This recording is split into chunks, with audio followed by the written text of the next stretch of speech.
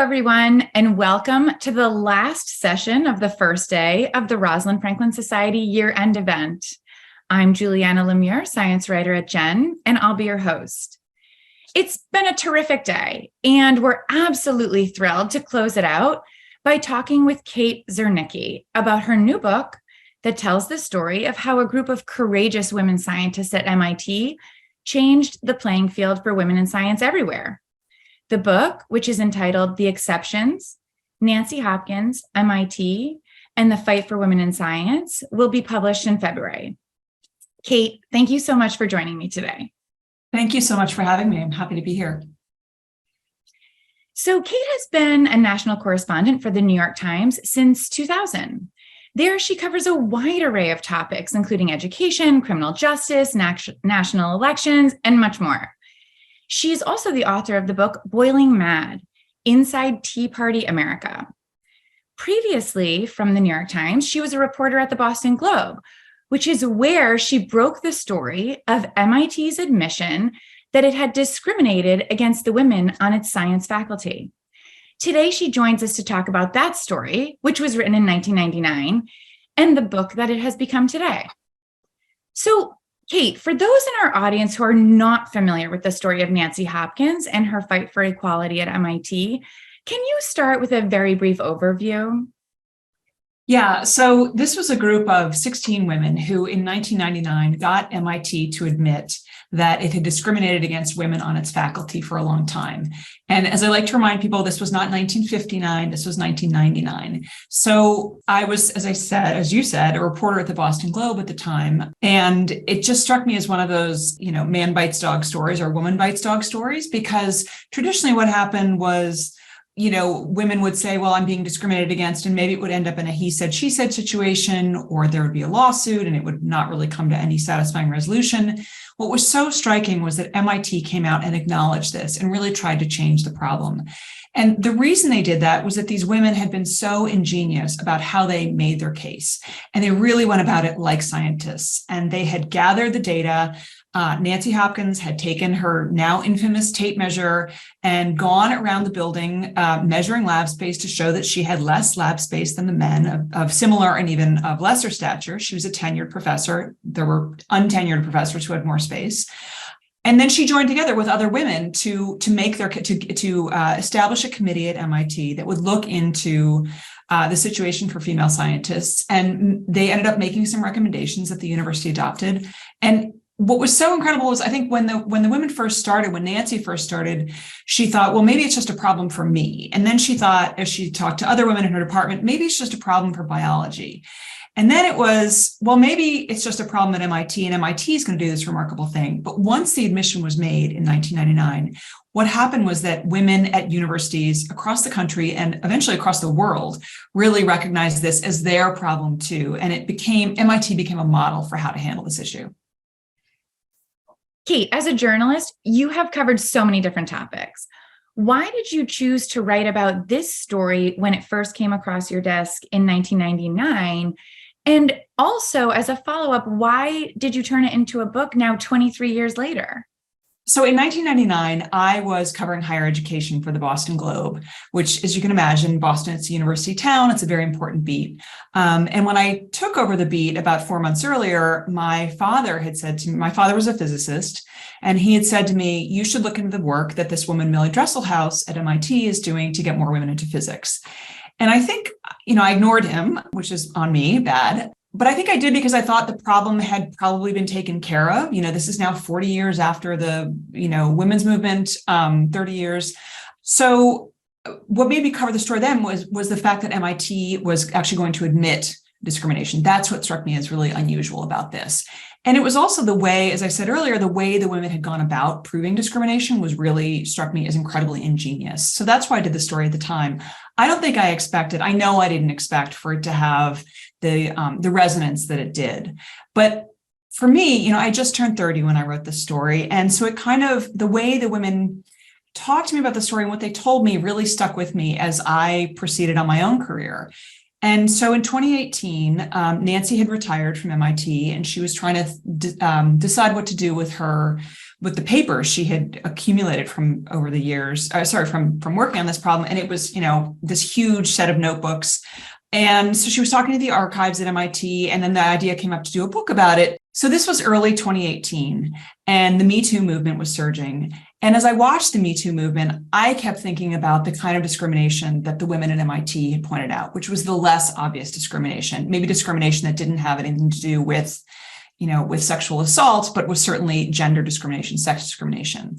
And I kept thinking about how they had gone about proving that problem and the unconscious bias that they had talked about. Obviously, some of it was very conscious discrimination, but it struck me that this was a more pervasive problem and a much harder problem to solve. And so I wanted to write a book that talked about that really explored what it feels like to go for a woman in science to go through that and the kinds of things we can do to address the problem. Okay, terrific. And I should have started our conversation by saying I loved the book. And so actually, I have a copy right here if I can get it in the right. Thank you. Here we go. It was absolutely, I could not put it down. Now, I will say, Kate, I am an easy audience for this book because I did my scientific training in Boston. I did my postdoc at MIT in Building 68. Wow. So I am a huge fan of Nancy Hopkins, of course, and the women, all of the women who were involved in this story. And I really appreciate it being all written down in one place, and I do really, I think it's great that it's kind of coming back now 2 decades later, and come February will be, read and reappreciated for the amazing, outstanding achievement that their work was. So let's talk about the book a little bit more. So correct me if I'm wrong, but I would say that it's kind of a biography of Nancy Hopkins. Right. Starting with her childhood in New York City. And it's really in the last third of the book that you dig into the movement that she started at MIT. Right. So I guess I would ask you, why did you feel it was important to have so much of the book spent on her earlier years before the story that made headlines in 99? Well, I think it's a few reasons. One, I really, I mentioned earlier about unconscious bias and how the women talked about that. So I think that concept, 23 years later, at the time, it was sort of the first that I had really thought about it. And it wasn't much, it's hard to believe now, but it really wasn't much discussed at the time. I think now it's become so obvious that it's almost, that the phrase has almost lost some of its meaning. And so I wanted to, in terms of Nancy's career, I wanted to really give readers a sense of what it feels like to face this. And so some readers have said to me, oh God, it was so frustrating. And I kept wanting her to fight back and, earlier and get to the happy ending faster. And it's like, I felt that people needed to understand what it felt like, because that's how we're really going to appreciate this problem. But in terms of her earlier life, I was really struck. I mean, Nancy's got an incredible story. So, she's a protege of James Watson, and she falls in love with biology in a lecture hall, in a lecture at Harvard, taught by Jim Watson 4 months after he's won the Nobel Prize. So it's really, it's an amazing story, but I also felt that her story was emblematic of the story of so many women who started in that generation and the kind of choices or non-choices they faced about, do I do science? Do I have a family? And I think that as much as we've moved on and as much as there has been progress, every generation thinks it has solved the problem. Just this morning, I was talking to a young woman at MIT who's a PhD student there. And, she was talking about some of these same issues. And I was struck in our conversation about how much has changed. But it also strikes me that women who are just starting out now are going to face some of these same issues. So I wanted to have people appreciate the arc of that career. I also felt, every scientist, I talked to a lot of female scientists when I was reporting the book, and everyone has, part of the conversation that I love was everyone has an origin story. Everyone has the moment they fell in love with science, the moment they knew that this is what they wanted to do. And so to me, that's really important. One of the men I interviewed for the book said to me, well, whatever you do, just make sure you don't discourage young women from going into science. And I absolutely did not want to do that. Yes, this is a story about discrimination, but in many ways, this is a love story. This is a love story about a love for science. Yeah, absolutely. One thing that it really let me understand far more completely than I ever had is how, I mean, of course, she had challenges throughout from beginning to end. Right. But one thing that I learned from reading your book is how the challenges, when you're coming up in science, you think, or you're taught, well, the hard part is getting the job. Yes. Once you get the job, you're good, Yeah. Absolutely not. Certainly in her case. In fact, I felt like that's when things got or even after tenure. Right. And that's not to take away from the early challenges. Yeah. But it's to say that it's like, it was a constant crescendo. It just kept going and going up and up and up and up. Yeah. That at the end, it was like, these challenges are some of the biggest she had ever faced, really. Is that a fair assessment, do you think? Oh, I think that's absolutely true. I mean, it's sort of death by a thousand cuts, right? So in the beginning, and Nancy you talk about getting a job, she was, by her own accounting, exceptionally lucky in this, in that not only did she have Jim Watson as her mentor, but she started her career at the dawn of affirmative action. So universities were looking to hire women. She knew that, but she also felt rightly that she was very qualified for this job.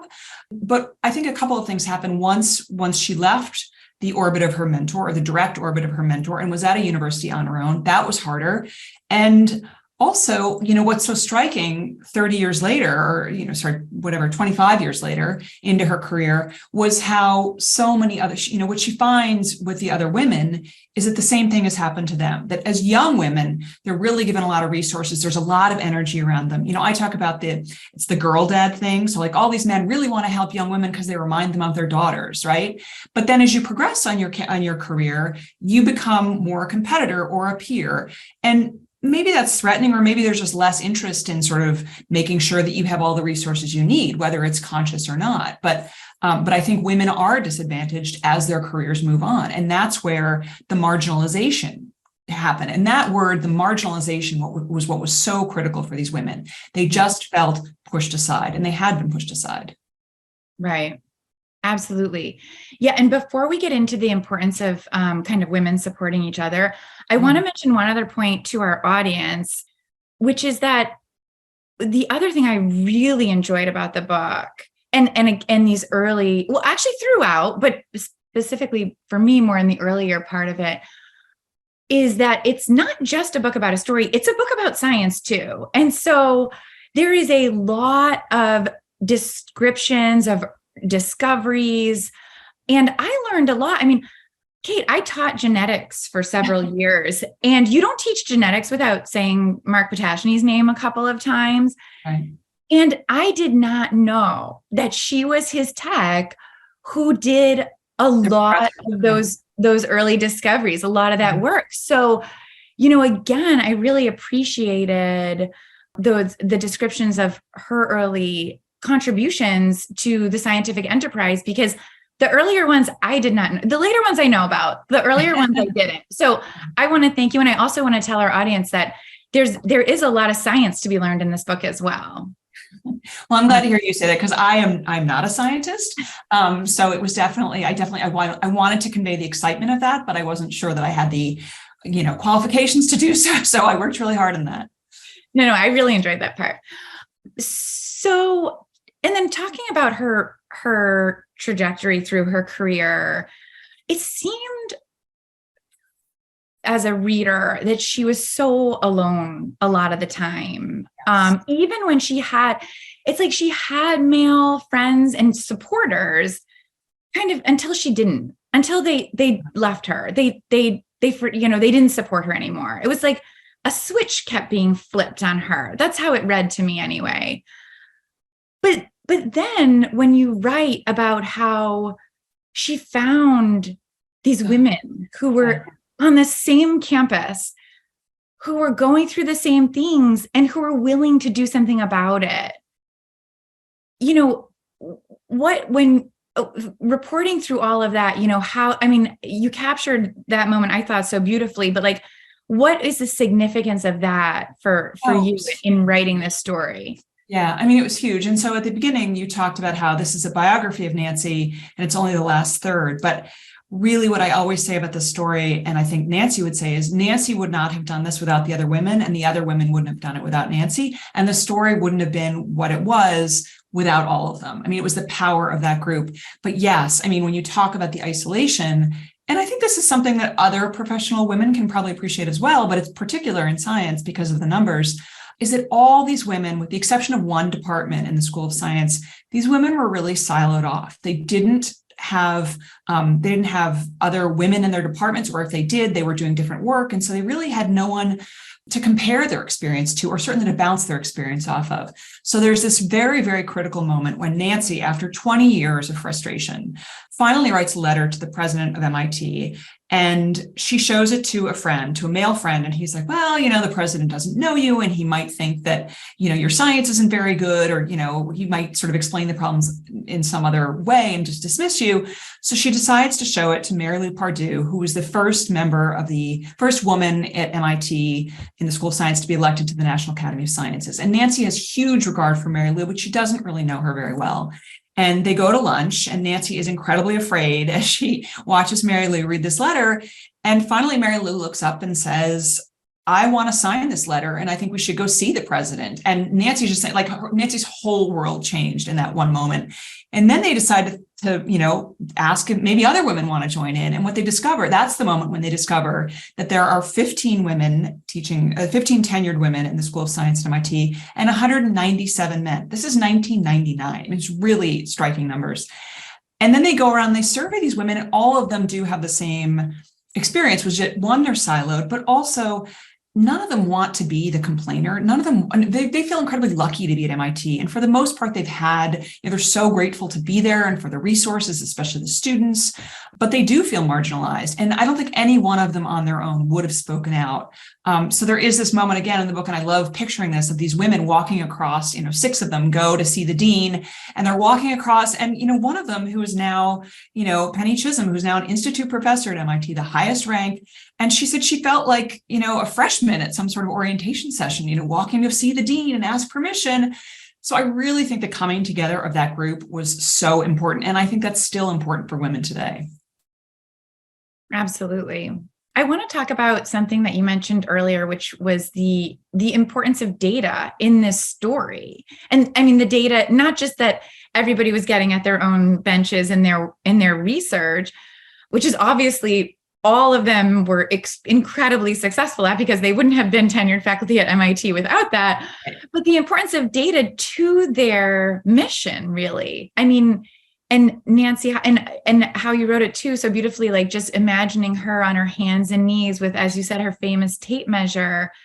But one thing that somebody said in the book, and I forget who, was that they had to show the difference between discrimination and a routine faculty gripe.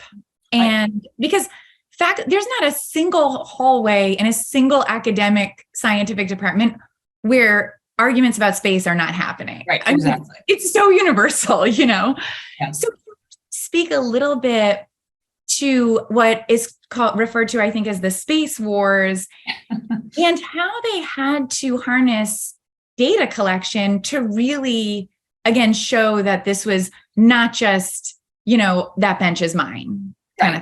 Right. So I will say, after the study came out, there was some criticism that, this is just, this is a group of 16 women, and the data, there were 22 women, including untenured women on the School of Science. Like, the data's it's not significant, or not, you don't have a strong enough, number set to prove the problem. So in some ways, yes, the data was not very big. I guess that the data was important in showing that this was a real problem, right? And it was important even in addressing the women's own skepticism, because I think they all came to this like the same way Nancy had, which was, maybe this is just me. Maybe this is just my problem. And so I think the data was helpful in connecting all these women and showing that they were all facing a similar problem. And in the space wars, yes, it is, or in, tenure wars, or, in the idea of someone stealing credit. Like, there was always another man who would say, well, the same thing happens to me. And I think that's one of the reasons that Nancy didn't complain for years, is because she thought, well, it's happening to men too. But when you look at the data, you could see that, yes, it might be happening to men, but it was happening more often to women because women were so underrepresented. And I think that's what we see with discrimination in general, is that it's more of a problem for the people who don't look like the people who have held those jobs for many, many years, which in a university science setting is still men and white men. So that data was hugely important. I think it was the combination of the data and the stories that really convinced first the dean and then the president of MIT to acknowledge this problem and to really work on it. Okay.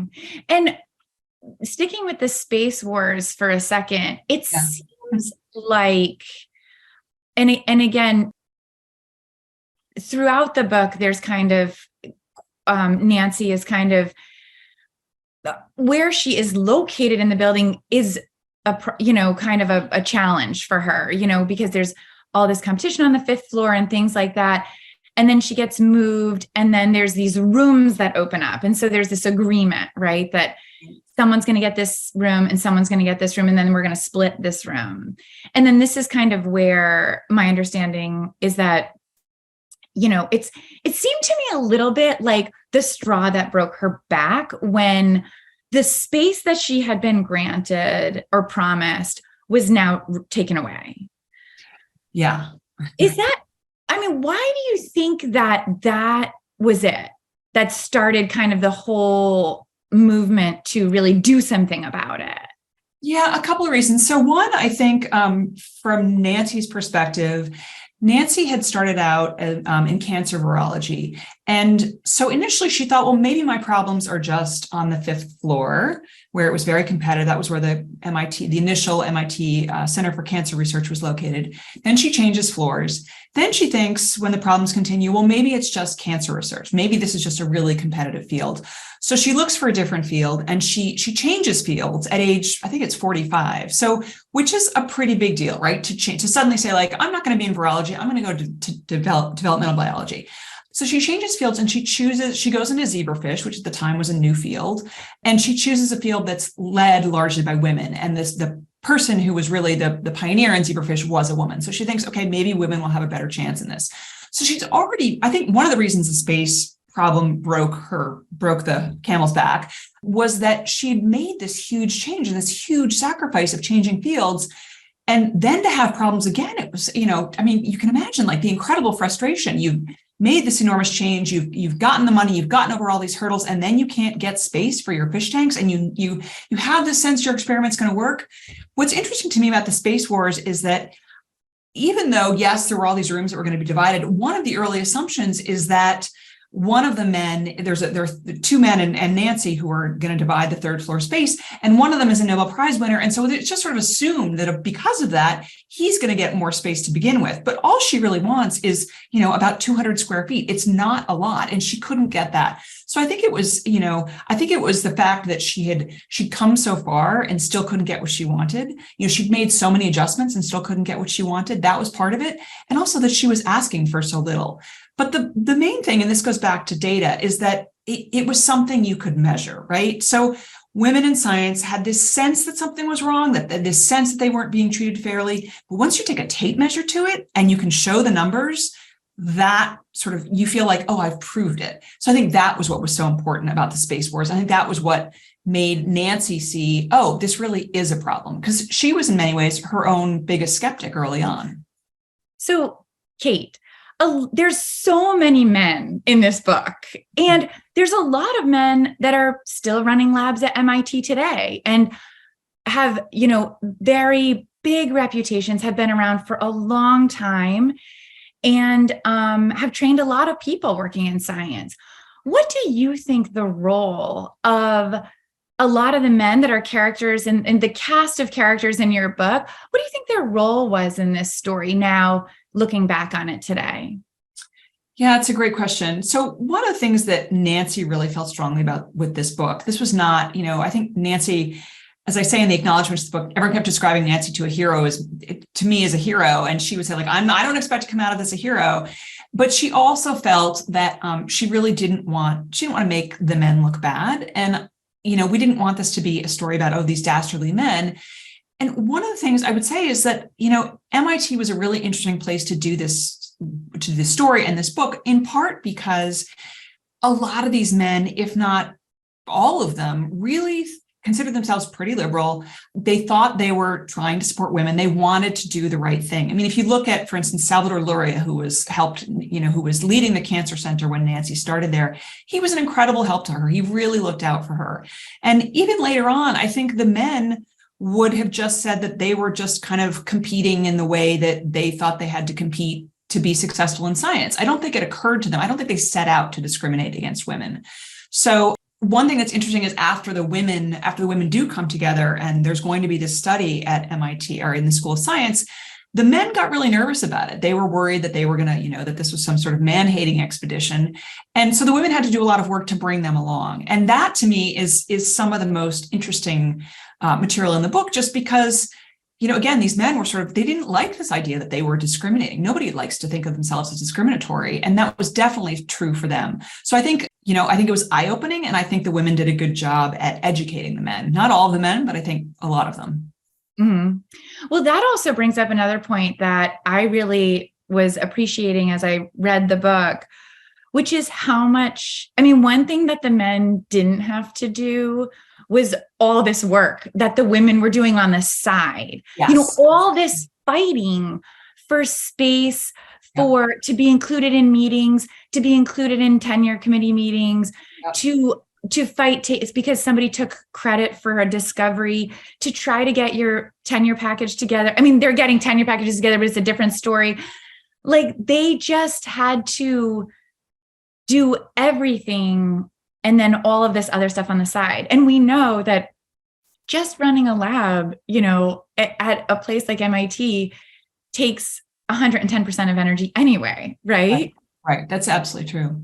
So they just had so much more work. Yeah. Sorry, go ahead. Yeah. So even if you look at Nancy's tenure case, right? So there's sort of this, what do we call it? I don't know, mix up shenanigan. There's this difficulty for her in getting tenure, in that someone tries to, she's recommended as number one from the department to get tenure. And then someone, prominent scientist changes the numbers, and he wasn't doing it. I don't think he would have said he was doing that to disadvantage Nancy. I think what he thought he was doing was supporting the man who he wanted to have as number one. And Nancy didn't have someone putting her in that number one position now that she was out of Jim Watson's orbit.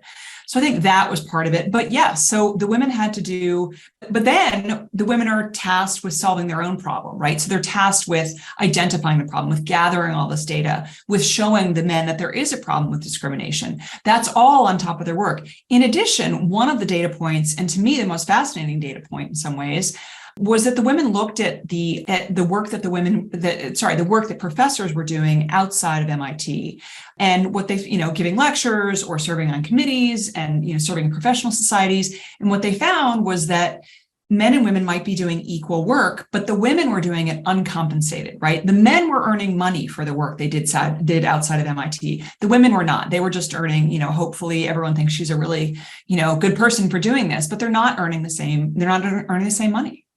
Mm-hmm. Absolutely. So taking all of this together, I guess one question that I would have, because, and again, there were 16 women that signed the letter, and that's right, that's just at MIT, but, assuming that this is happening across campuses all over the country, all over the world, why do you think Nancy Hopkins, what about her was the spark that started this whole movement? Well, so I would say, Nancy talks about how I was the one who were in her office, and I said, well, how did you know that you had less space than the men? And she was like, well, I measured. And I sort of looked, you measured? And she's like, with a tape measure? And oh my God. And it struck me as so MIT, right? So MIT is, mens et manus, mind in hand. So it struck me as the ultimate mind in hand trick, really, of the hack, that she had actually done the work. So I think the tape measure really resonated with people. I think the idea that they had gathered data to show something. But Nancy's also, she's got a remarkable story, and she is so accomplished, right? Like, this was not, this is a woman who's at MIT. She's earned her place there. She's, and these other women, again, extending it out to them. These are women who are members of the National Academy of Science, members of the American Academy of Arts and Sciences. Now, 4 of them have won the National Medal of Science. These were not women you could dismiss and say, their work just isn't that good. These were women you had to reckon with, and their work was work that you had to respect. So I think that was really, that was the first part. And then I think also Nancy, Nancy has always struck me as one of the most honest people I've ever met. And there was almost at some point she felt a certain sense of obligation to talk about this, to say what was happening. And I think she was, I often refer to her as the reluctant feminist, and she really was reluctant. She was reluctant to be a feminist, but she was also reluctant to be the spokesperson for this. 201, all of these women, the main thing they wanted to talk about their science. They did not want to talk about being a woman in science. They wanted to talk about being a scientist and their work. So the fact that Nancy was willing to do this, obviously she too wanted to talk about her science, and she's continued to talk about her science, and she's continued to be driven by her science. But the fact that she was willing to stand up and be a spokeswoman for this, I think, was hugely important and made her, it's sort of, people welcomed her in that role. Yeah. So for my last question, I know that this is a story about science at MIT, but we know that MIT is not the only place where this was or is going on, and science is not the only discipline where this is going on. So how far and wide do you think that this story resonates? I think very wide. I will say, just as a prelude to my answer, when I was talking to Shirley Tillman about this, she said, well, you have to make sure you don't just do a story about biology. And there were times when I thought, like, oh God, am I writing a book about not just only biology, but only the biology department at MIT, And so I really did try to talk to other women in science. And I think the story, just the breadth of the women at MIT reflects that, the breadth of their fields. But certainly these, this whole idea of I think it's worse in science, this idea of claiming credit or getting credit for your ideas, because in science, credit is everything. It's tenure, it's how you're recognized in journals, whatever.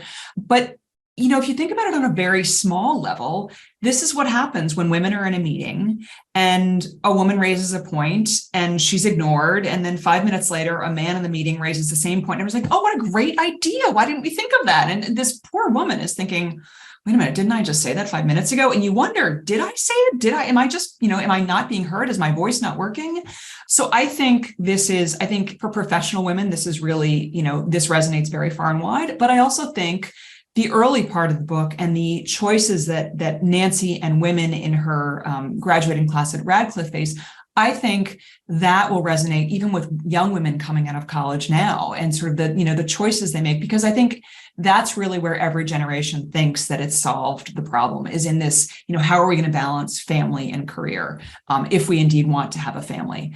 My editor likes to say, my editor, who again is not a scientist and was very nervous about the science parts, she likes to say she'll give it to her, her Gen Z daughter and her octogenarian mother. And I hope the audience is indeed that broad. Okay, terrific. Well, unfortunately, that brings us to the end of our discussion and concludes this session. Thank you, Kate, for joining me and for such a terrific conversation. Thank you. I really enjoyed it. Thank you. And I cannot leave without making one more plug for the book. It's called The Exceptions. Wait, there we go. And you will find it in February wherever books are sold. And please join us back here tomorrow, starting at noon. There is another amazing program, which includes a panel with 3 leaders in DC currently, and a fascinating story from Jill Bolt-Taylor, a scientist who will share her story of her experiences recovering from a stroke as a neuroscientist. I'm Juliana Lemure. Thanks again for joining us today, and we'll see you back here tomorrow.